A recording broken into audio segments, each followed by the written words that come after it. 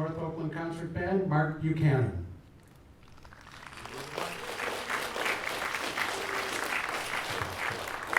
Thank you. Welcome everyone to the North Oakland Concert Band's annual outdoor concert here at Wildwood, and we're kicking off the summer season here. As always, we really appreciate your generous donations to the band. These concerts would not be possible without those donations. As with everything else, the price of gas, the price of food, our expenses are also increasing, so we really do appreciate any support you can give to us. We have a website, www.nocb.org. We have a PayPal link where you can make a generous donation through there, and you can also find the address of the band if you'd rather write the old-fashioned paper check.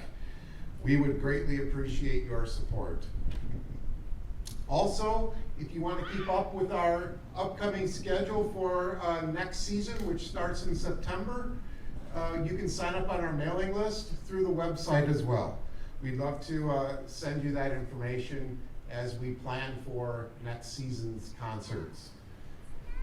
So hopefully you took those cell phone pictures, but please make sure you click the silent button so we don't have ringing during our performance. So let's get started, and we're going to open today with a march by John Philip Sousa entitled The Northern Pines. So many times in the 1920s, Sousa expressed optimism about the future of music in America. Remember, in the 1920s, Sousa was getting up there. You know, the Stars and Stripes Forever he wrote in 1896, so this is 25 years later. The country's potential was in the hands of youthful musicians whose capabilities inspired him. Perhaps his greatest inspiration in this vein came in 1930, when he was a guest conductor at the National Music Camp in Interlochen, which is here in northern Michigan. The camp at Interlochen is situated among the beautiful pines of northern Michigan. Sousa composed the Northern Pines and dedicated it to Interlochen. He conducted the National High School Band in the first performance at a Sousa Day program in 1931. He signed over the royalties of the new march to the camp, and a Sousa Scholarship was founded to help outstanding music students attend Interlochen. And today, if you go there, the walkway which surrounds the principal stage and the audience area is known as the John Philip Sousa Walk. So let's get started, and please welcome the conductor of the North Oakland Concert Band, Annette Klein.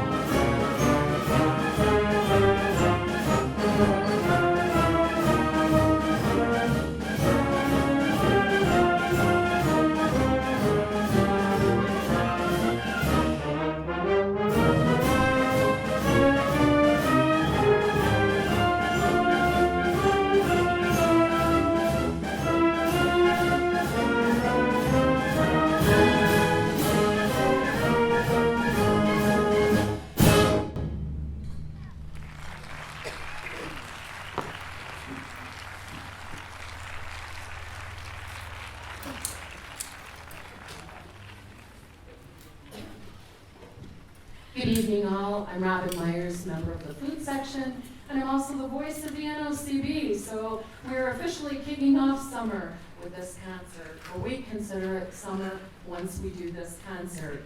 A prodigious composer, George Gershwin, turned out popular songs for stage and screen, even more ambitious pieces for the concert hall and the American folk opera Porgy and Bess. In the history of American music in this century, Gershwin is indisputably a giant. There is decidedly a sad story to the Gershwin story. The incredible successful composer of popular songs grew contemptuous of what he considered conventional music and musicals. He was not very happy with his lavish living in Hollywood, which he once described as a place of overrated personalities and false priorities where all they want are hit songs that one can whistle. Deciding to return to New York to concentrate on serious music, he was cut down in his prime and died of a brain tumor in 1937. The ending was indeed tragic, but his life and this medley of 5 Gershwin favorites remains an uncommon triumph in the legacy of his music. Without further ado, Gershwin, arranged by Warren Barker.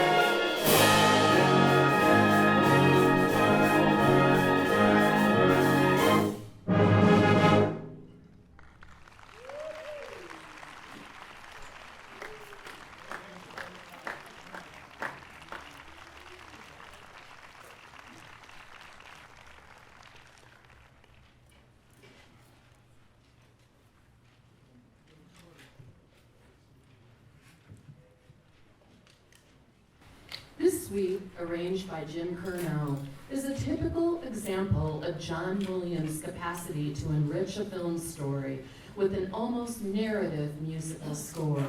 Through music, we are transported to the Old West and experience the joys and hardships of cowboy life. Taken from the 1972 motion picture, The Cowboys, starring John Wayne and Roscoe Lee Brown, the music complements the story of a 60-year-old Montana cattleman who enlists and ultimately mentors 10 schoolboys as cowboys after the regular ranch hands have left with gold rush fever. The 400-mile cattle drive provides the boys with a different and harsher schooling as they learn the rigors of the job and have to deal with rustlers. The music conveys the high spirit of wild horses and their taming. Jollity around the campfire is contrasted against the loneliness of the open range, and the plains have a beauty, though, which is reflected in the song of a lark. The hard work of the cattle drive, including the fording of the wide, muddy river and dealing with many fears and threats, succeeds in maturing the boys into men. We present the cowboys from the motion picture, The Cowboy and the Girl, and FYI, this is this musician's pick of the evening.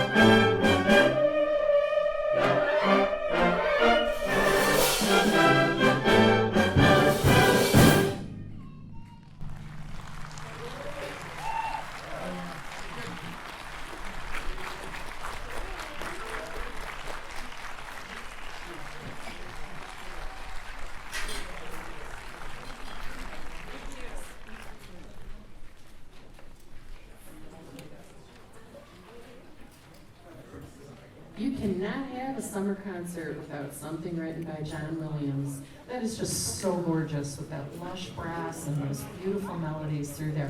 Hope you enjoyed my pick too.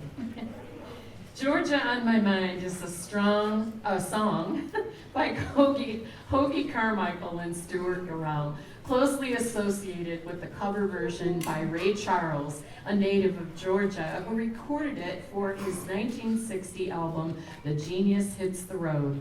It became the official state song of the state of Georgia in 1979.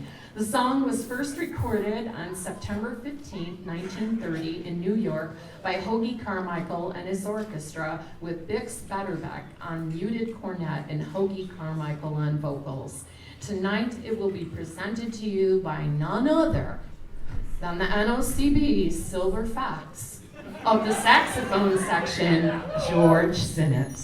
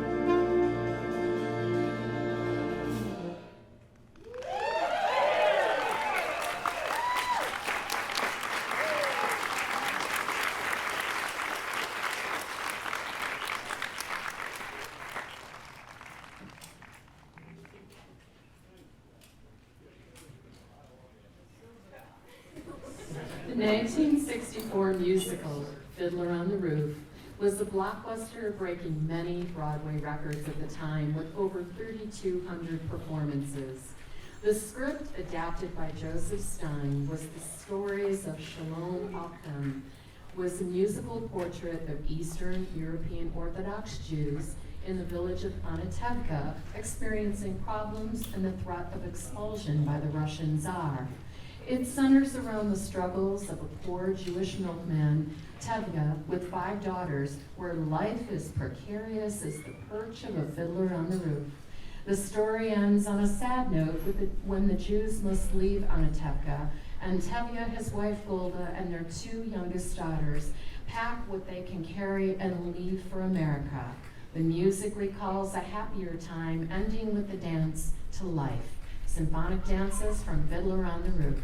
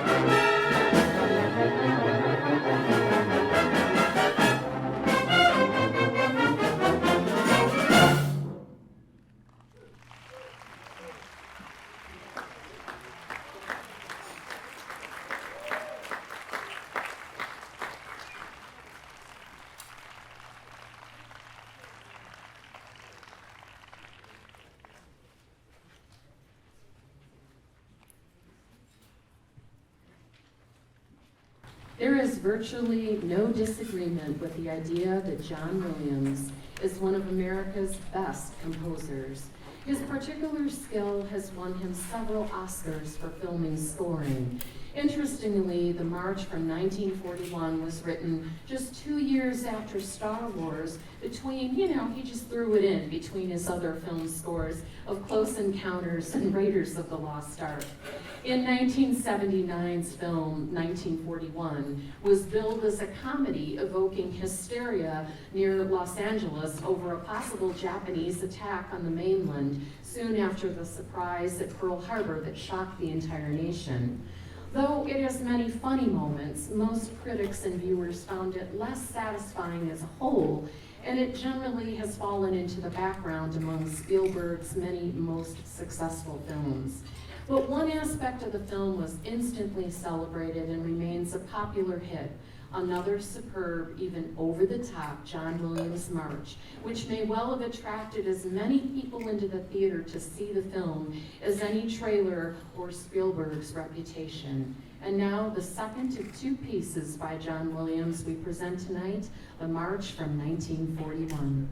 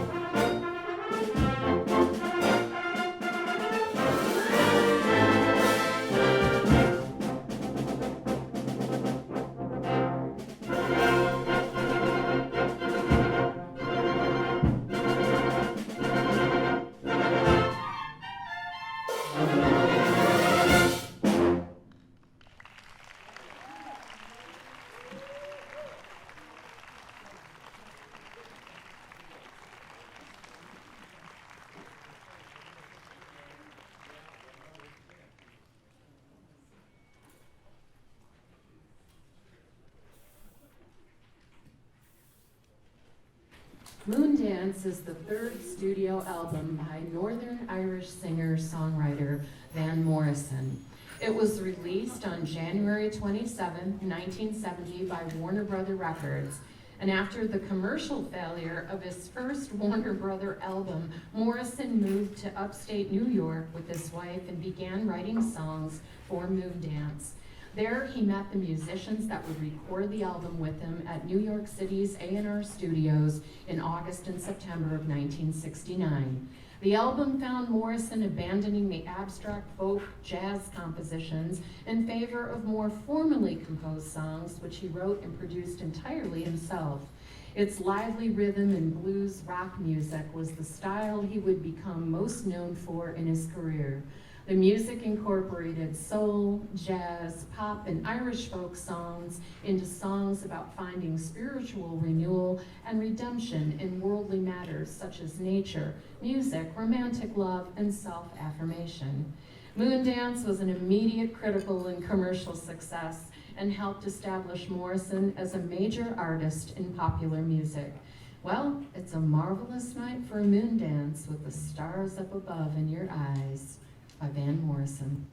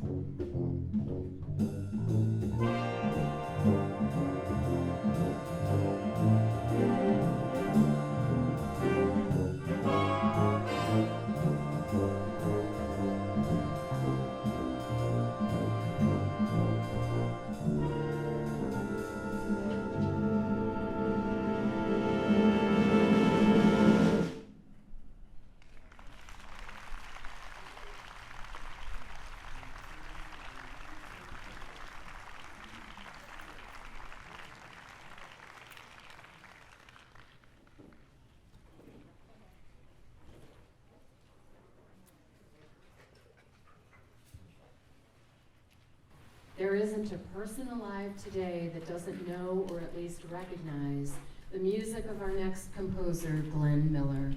He was an American big band trombonist, arranger, composer, and band leader in the swing era and was the best-selling recording artist from 1939 to 1943. He led one of the best-known big bands and in just 4 years scored 23 #1 hits, more than Elvis Presley and the Beatles did in their careers. While he was traveling to entertain U.S. troops in France during World War II, Miller's aircraft disappeared in bad weather over an English channel, but his music was not lost. His orchestra helped define the sounds of the swing era, and the NOCB is right there to pick up where they left off. Here's an entertaining and authentically scored medley that includes the signature tunes In the Mood, Tuxedo Junction, A String of Pearls, Little Brown Jug, and Pennsylvania 6-5000. Whatever the reason that has brought you here tonight, we thank you for spending the evening with us and supporting us this season. We look forward to seeing all of you at one of our concerts and fundraisers this coming season, beginning in October 2022.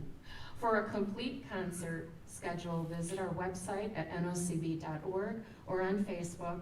And as we conclude the 2021-22 NOCB season, we bring you Glenn Miller in concert, arranged by Paul Murtha.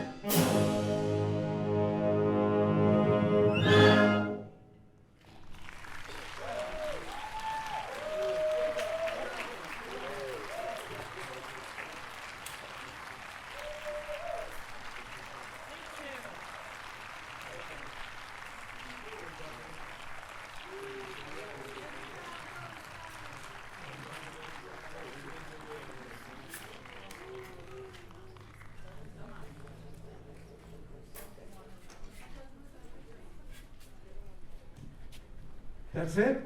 No more applause? I'll bet if you make some noise, we might get them to play an encore for you. Come on, folks. Show some love. What do you say on that? One more time, ladies and gentlemen, North Oakland Concert Band.